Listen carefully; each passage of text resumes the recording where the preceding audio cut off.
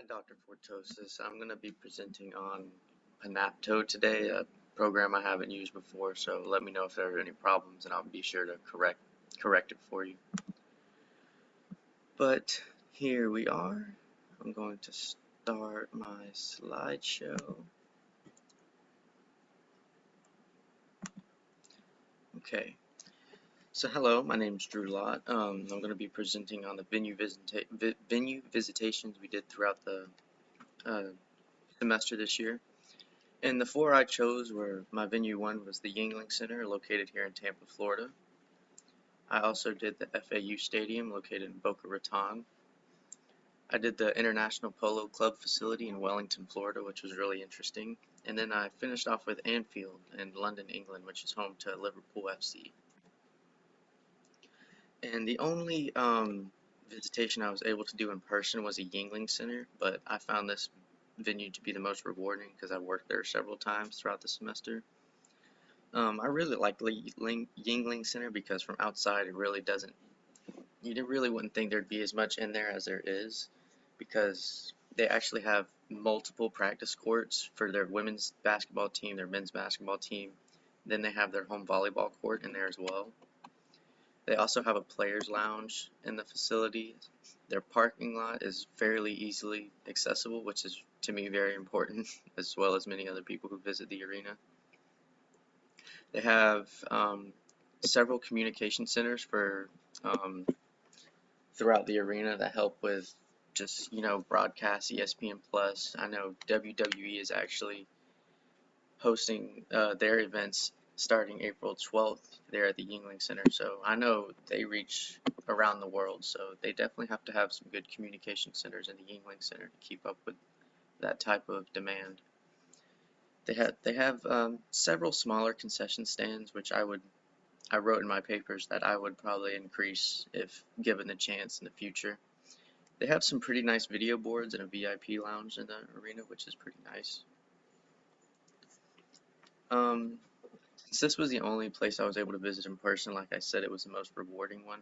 They have a real nice facility, and the Vinet Group, which owns the facility, is pretty good at keeping events in the Yuengling Center throughout the year. Like I said, WWE's in there before, and they host many sold-out concerts that are pretty popular in the area. So the Yuengling Center does a great job of redesigning their development, because it's an older arena, but they continually remodel and add in the things they feel are beneficial to everybody.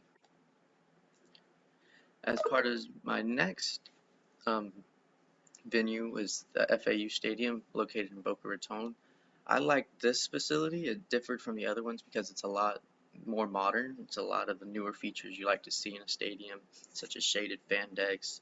They have 24 luxury seats, which is really nice. And they have the only 180-degree view of the ocean out of any facility in the United States, which is pretty cool.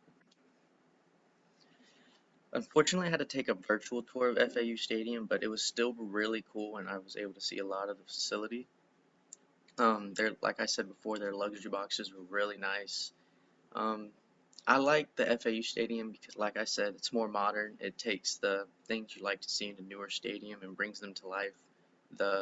If you like to look around, they have the areas that aren't, you're not stuck to your seats. You can move around, interact with other people. They have lots of POS systems to make ordering concessions easy. The seats are comfy. They have lots of lounge seating on their party deck, which is pretty cool. You don't see that at all the stadiums you go to, which is it's a pretty nice touch. If I were to be making a stadium, I would definitely add many lounge areas like FAU did. Moving on to the International Polo Club. This was another virtual site visit that I really like to enjoy. This was a facility I never heard about too much, but it's another facility located right here in Florida, and I was surprised to know that one of the epicenters of premier polo in the world is played right here in Florida, which is pretty fascinating. I'm sure it attracts a lot of events and can bring in the money when it really needs to.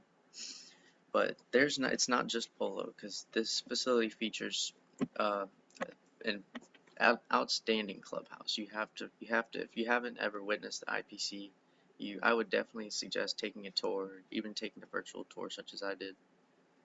But they have a very state-of-the-art clubhouse it's decked out with an infinity pool. They have a veranda which you can rent out for private events, hold up to around 500 people, which is pretty cool. It's super fancy. This place is top of the line. There's no corner is cut when it came to making this facility. Everything is in outstanding condition. They have a croquet field that is the only laser leveled croquet field in the world, which is crazy.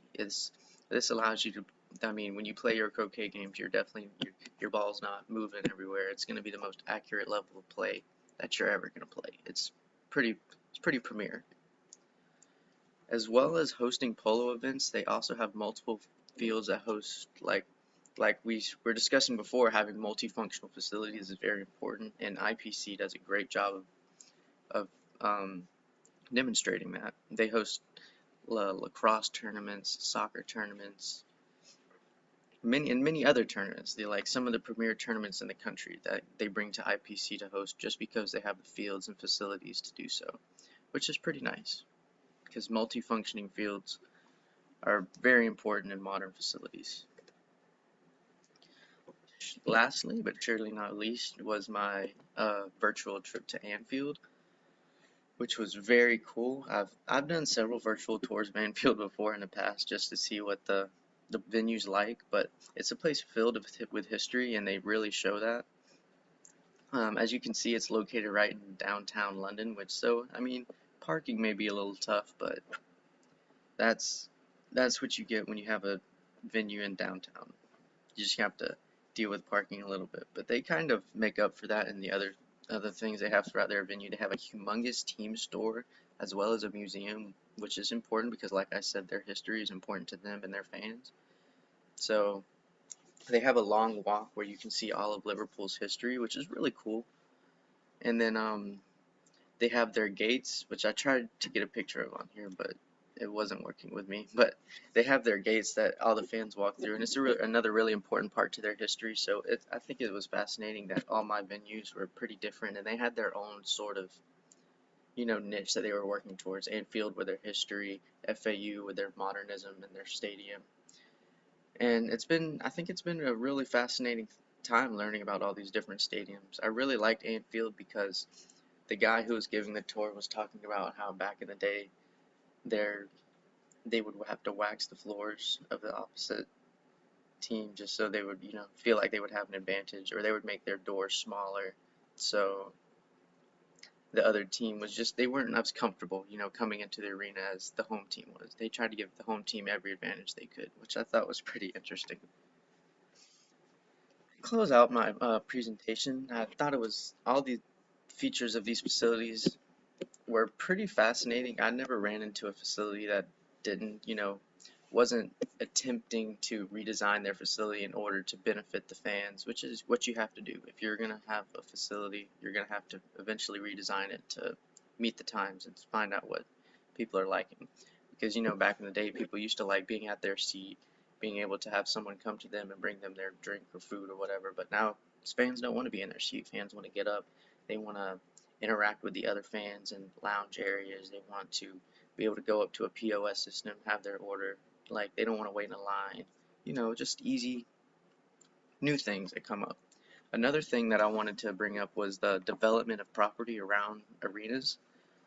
So if moving forward, if we want to do, if I were to become someone who were managing an arena or a venue, I would definitely want to look into developing the area around my arena or venue, just like shopping centers, restaurants, kind of how the Vinnick Sports Group did with Sparkman's Wharf right here in Tampa.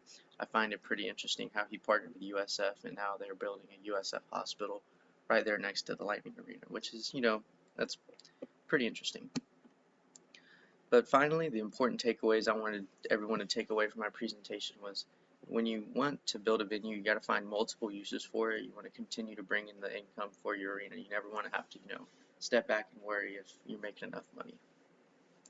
Luxury seating is another important factor. You're going to have luxury seating in your venues if you really want to succeed. And you also want to keep plenty of areas open for fan interaction. This will keep the fans interacted and out of their seats, you want to keep them in the seats, but the seats No, lost my train of thought. I'm sorry. You really want to you want to keep them in the seats, but they really want to interact with the fans as well. You want to keep them coming back for more, you know. And like I said before, you want to make the concessions easy. The POS systems really do that at the FAU stadium. So that's something I took from there that I would use in my future venue. And like I said before, develop the land around your venue, such as uh, the Venick Group did with Sparkman's Wharf, and keep your facility up to date. The Venick Group also does a good job of this at the Yingling Center. That's an older arena, but they're able to now host WWE just because of all the renovations and things they've done at that facility, which is pretty incredible.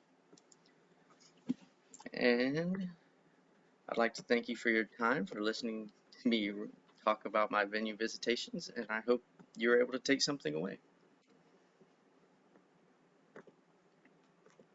Thank you.